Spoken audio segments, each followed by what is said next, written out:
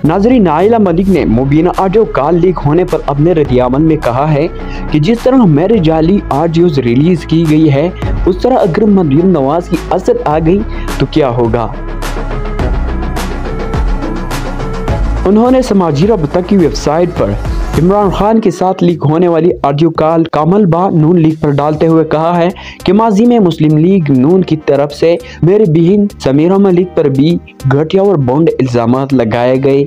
दूसरी जानिब इस मामले पर साबिक रुकन कौमी असम्बली समीरा मलिक भी अपनी बहन आइला मलिक के दिफा के लिए मैदान में आ गई। समीरा मलिक ने अपने ट्वीट्स में कहा है कि मेरे बहन आइला मलिक के मुतालिक रिलीज की गई जाली ऑडियोज की सख्ती से मजम्मत करती हूँ और सुप्रीम कोर्ट से सख्त नोटिस लेने का मुतालबा करती हो।